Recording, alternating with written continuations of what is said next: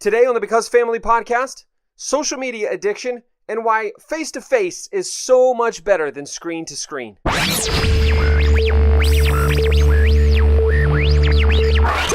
Hello and welcome to the Because Family podcast. I'm your host, Michael Prince, and I'm the founder of Because Family, an organization that exists to inspire and equip parents to be the first influence in the lives of their children.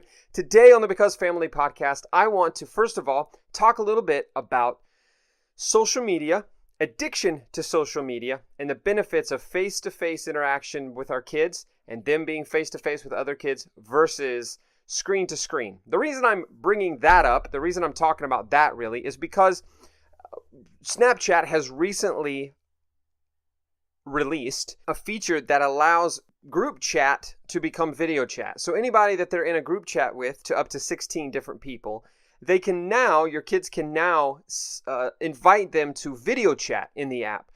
Group chat's always been available, but it hasn't been available over video. And so it's a new feature that they're rolling out over this next week to users. It'll eventually be out to everybody. And it just brings on this idea that, and there's apps just like that called Hangout that are designed just like one of them is called Hangout, designed just to allow kids to just exactly what it says, hang out and chat over video chat on their devices. We have kids who are playing video games together while they do hang out on their devices. They're doing their homework and sitting doing that, watching Netflix. So they'll watch Netflix on their TV and they'll hang out with their friends while they're watching Netflix. And all in all, that's a cool thing, but it's also kind of crazy because, how are they benefiting from hanging out with people if they're not actually in the same room? Can they benefit from that? And if so, is it as good? And so we're going to just unpack that a little bit. Also, I have a question from a listener who wants to know about their device addiction for her younger kids and why that happens and how we can combat it. So first of all, though, I want to just invite you to check out familytechblog.com. That is where we're writing every week new stories about how the social media and tech landscape is changing for our kids and what they can do to be safe and what you can do as their parent to help them stay safe. So I invite you to check out familytechblog.com. On there, you'll see some affiliate links and stuff. Click on those if you think you need some accountability software or time monitoring software.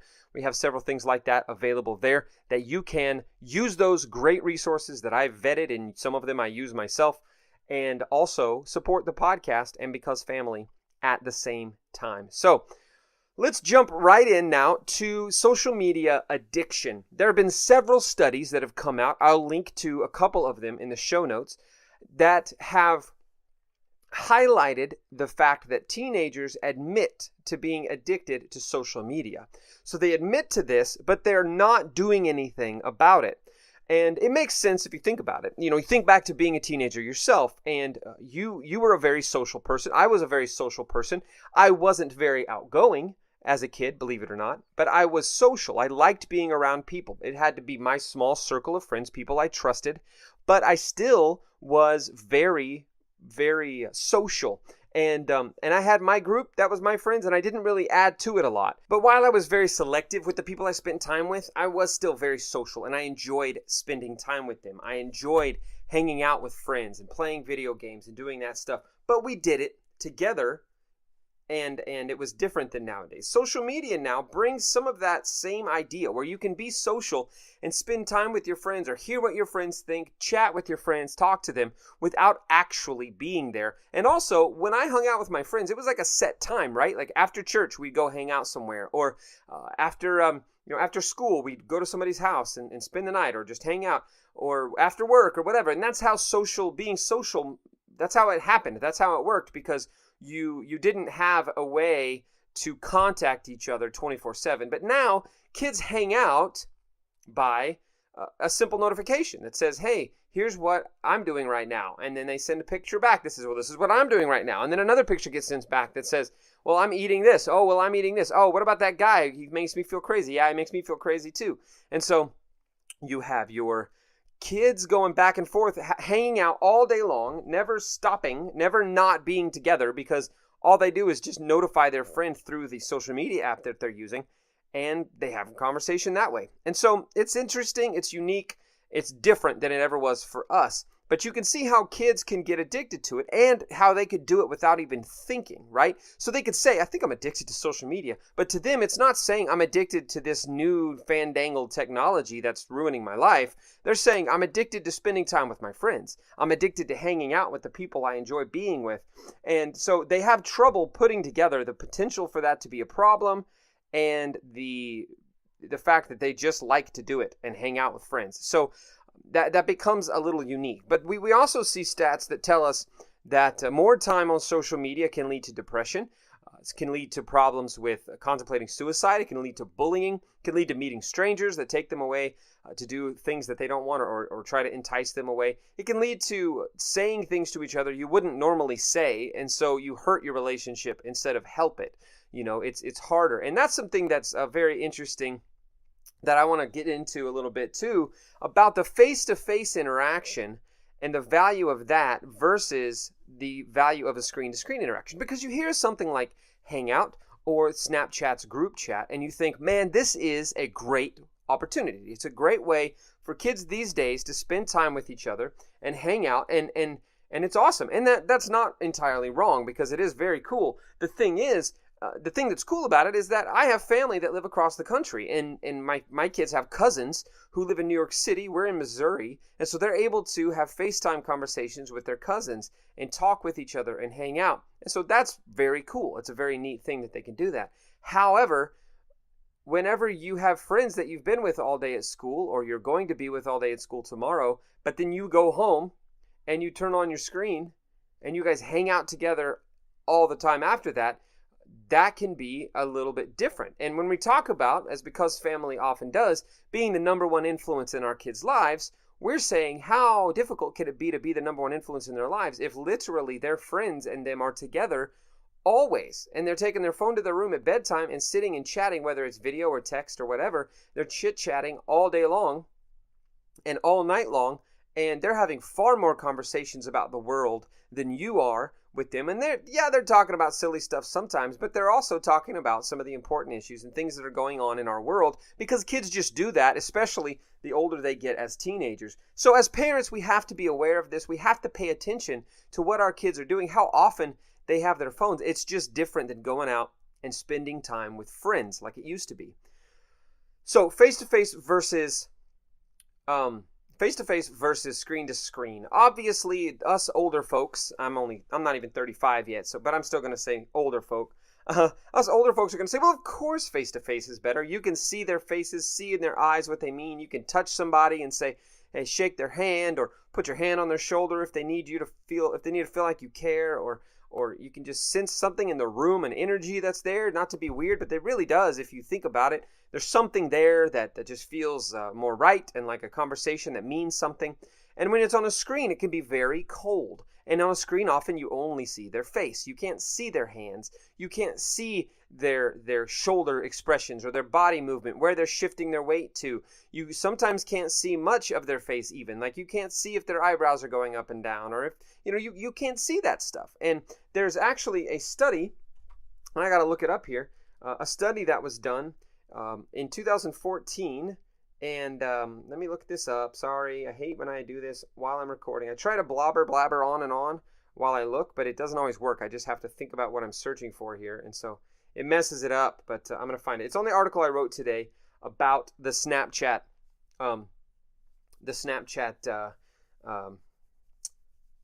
video chat that just became available. And this is at familytechblog.com. And there's a quote from there that talks about the benefits. And this is from ScienceDirect.com, a Knapp and Hall study done in 2010. This study was done, but they did a study about the difference between chatting visually or visually in person and over screens. And they said this: when engaging in face-to-face communication, social information is conveyed by vocal and visual cues within the context of the situation. Nonverbal communication, defined as communication without words, includes apparent behaviors such as facial expression, eye contact, tone of voice, as well as less obvious message such as posture and spatial distance between two or more people. The understanding of these kinds of nonverbal social cues is particularly important for social interaction because of the need to modify one's own behavior in response to reactions of others. So they highlight in this study the difference between talking with someone on a screen and how good that is versus how much better it is to talk to somebody face to face because of these nonverbal cues, just like the things I just said. Things like eye contact or lack thereof. It's hard to make eye contact. You can't make eye contact when you're talking on a screen, because if you look at them, if you want to look at them, you have to look at the camera. But if you look at them for you, then you're looking at the screen, and it looks like you're looking under their face because they are under the camera. The camera's above them on your phone. So there's no such thing as eye contact over screen to screen. And eye contact is a big deal in nonverbal communication. You can't tell posture most of the time. Or if you do have posture, it's just laying around and laying there being lazy, just chilling out at home.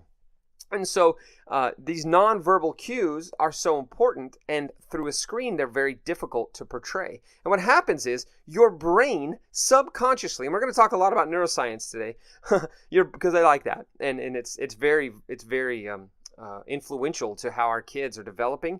And what's the development is the exact issue. As your kids are developing in this age, especially the teenage years, they're developing their ability to respond to these social cues properly. And if they don't have the ability to do that because all they've done is chat with their friends online, they've had house party on or Snapchat, or they've taken pictures and sent it back and forth in chat, but they never leave their home to go to the movies with them, or they never leave their home to go to the mall because there aren't malls anymore, or they never leave their home to go eat pizza somewhere or do something like that, then they're not developing the proper social cues. And this study has shown that a lot of these social cues are very important in the future for your job and for raising a family and for some of the things that you're going to do as a grown adult. And so kids who have spent their time chatting with their friends and not being there face to face with them, they can have some trouble with some of this.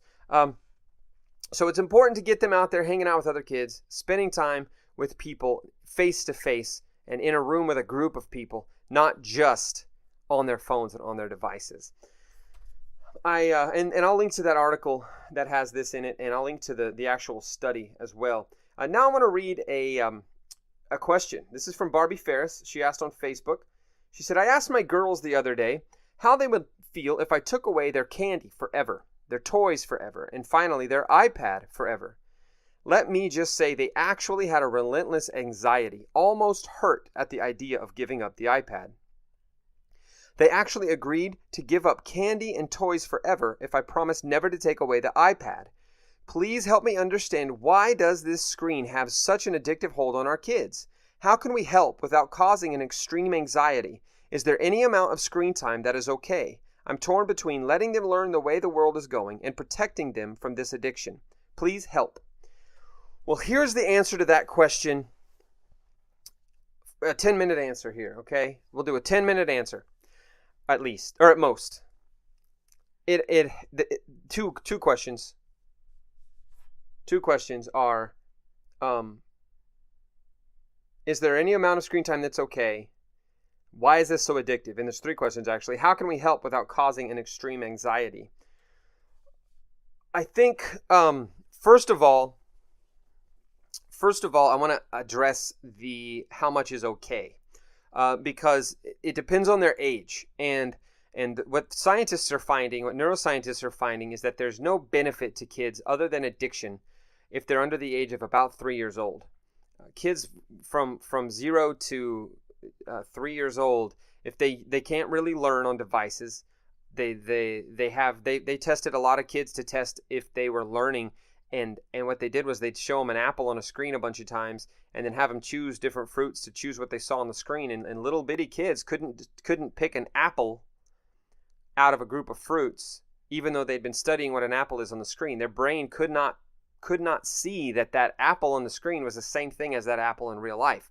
That they struggled with putting those things together, making that connection. So the learning, preschool learning on a screen is counterproductive, they're finding. And then once they get older, my youngest is 3, my oldest is 10. we have very strict rules with how much time they spend on the screens. We're getting a little bit more loose with our older two, but they still have to follow the rules. The time's just a little bit longer than it used to be, partly because there's tools out there that help us keep them safer that didn't exist whenever they were younger. But they, as they get older, it gets more and more okay, but you've got to think of the reason for it. We typically don't use screens for entertainment unless it is a group activity. So if we're all watching a movie together to be entertained, then our kids can watch it. But we don't a lot. And I'm not going to say ever, because there are times when we just need the 3-year-old to be calm for an hour or 30 minutes, or, they've been really good and we want to reward them. And it's like candy. I mean, we treat it, the entertainment part of it, like candy. And there are times when we let them do it, but most of the time we're very strict with how much time they spend doing any entertainment on the screens. If they're going to play on the iPad, they're doing Duolingo and learning Spanish, or they're doing homeschool curriculum apps where they do practice on their math or their language arts or something like that. But it's a game and it's fun, or they do coding game or typing games, things like that. They don't often do stuff that wouldn't be considered educational. And even if they watch a show, we went for a while where they were watching Power Rangers because they just loved it. And I loved it when I was a kid. It was a nostalgia thing. And we had to stop because it just felt like all they ever wanted to do was be entertained. Just always entertain me, active, crazy, let's do crazy. And they couldn't just sit and do something educational or something that would teach them. And so we're very strict with how we use the screen. So if, like right now, I have a kid in there watching TV because I'm trying to record this, and my wife's at dance class with two of our other kids. We have one sleeping, one watching, but she's watching a show that teaches math through a fun activity, through a fun show. So it's a PBS kids show that teaches math. So it serves a purpose. So in that sense, yeah, that's good screen time, helpful screen time. Now, do they need other ways to learn? Absolutely. There's nothing like tangible writing it on pen and paper or pencil and paper, or reading a book with pages.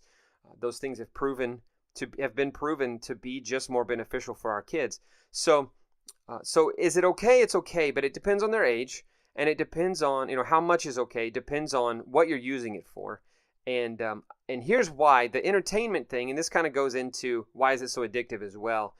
Using a screen for entertainment tricks your brain into taking shortcuts to be satisfied. Your brain is always looking. This is neuroscience. This is biology. Your brain is always looking for certain chemicals to be released, to be satisfied in certain ways. And your kids, when they're young, they're like raw, bare bones cavemen when it comes to being entertained. They just want everything to be entertaining. That's why when we try to get them to clean up their room, we're like, make it a game, because our kids haven't learned yet that some things just aren't fun. You just do them anyway, So we either have to reward them with something fun, or we make what they're doing fun. Well, this screen tricks their brains into fun early, before they haven't had to do anything to receive that reward. So instead of clean your room and then you can play outside, or go play outside and you have to run and move and get your body going, and that is rewarding in itself, but it also releases those chemicals in your brain that make you feel like, hey, I'm now having fun. Well, they had to complete an action in order to have fun.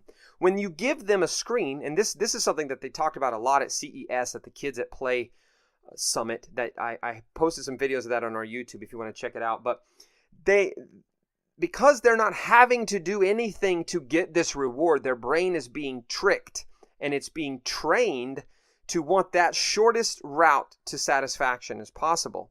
And so you see them wanting that phone or wanting that device. My wife watched a video not long ago of a little 18-month-old little girl who they would throw the phone down in front of her for her to grab it, and she would get so happy. And then they take it away and she would just burst out crying. And they did it 3 times to show, oh my gosh, she just loves this thing, right? But in reality, her brain has been trained that is my satisfaction. That is my entertainment. And so games that don't cause them to have to complete something to have fun, like my kid's math game, it's called Splash Math.